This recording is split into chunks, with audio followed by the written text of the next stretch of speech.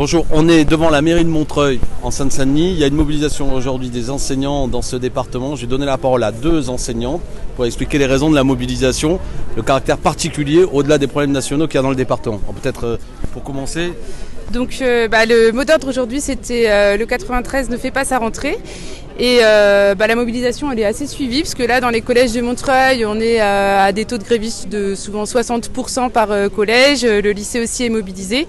Donc le cœur de la mobilisation c'était la demande d'un plan de rattrapage. C'est-à-dire qu'on sait que la Seine-Saint-Denis reste sous-dotée.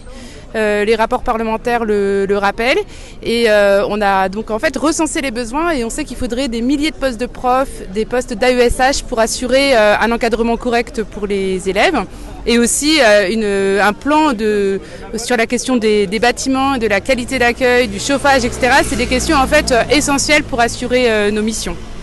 Donc ça c'est vraiment la première demande, mais ce qui a mobilisé aussi beaucoup les collègues aujourd'hui, c'est la réaction au fameux choc des savoirs annoncé par Attal d'un côté et de l'autre l'annonce de la baisse des moyens de l'éducation annoncée par Bruno Le Maire.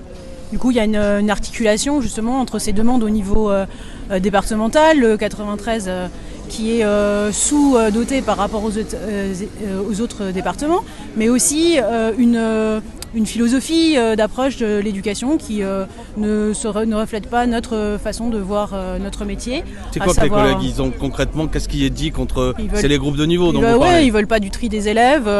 En collège en particulier, c'est la question du tri des groupes de niveau, c'est-à-dire mettre des élèves dès la 6e dans des classes en français et en mathématiques, dans tous les cours de français et de mathématiques, selon leur niveau de compétences à l'arrivée au collège, avec en vérité très peu de moyens de passer d'un groupe de niveau à l'autre, même si sur le papier c'est autorisé, mais dans la réalité ça se fera pas.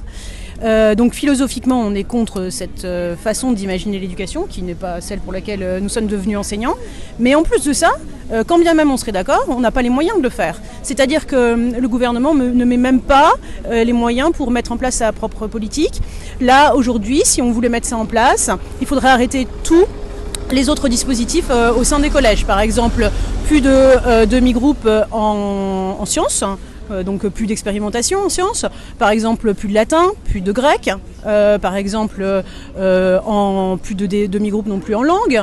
Tout ça devrait s'arrêter. Les groupes, les modules relais dans les collèges qui sont là pour les élèves décrocheurs devraient disparaître. Donc en fait, c'est l'arrêt de tout autre dispositif au profit de quelque chose qui est scientifiquement prouvé comme inefficace. Bon, je crois qu'on est là pour ce petit message, le message est clair. Vous ne demandez pas des moyens supplémentaires pour la Seine-Saint-Denis. Je le dis pour ceux qui croient que des fois que le département réclame tout le temps, on veut l'égalité, tout simplement les mêmes moyens que d'autres départements. Et ça passe par des créations de postes, au moins 2000 postes nécessaires pour ce département. Et vous ne l'avez pas évoqué, mais je sais que c'était beaucoup avec une assemblée générale. Et il y a en plus les annonces de Bruno Le Maire qui amènent sans doute 691 millions d'euros en moins pour l'éducation nationale. Et les calculs faits par les organisations syndicales, c'est que c'est près de 7000 postes en moins. Bref, des bonnes raisons de se mobiliser. Merci à tous.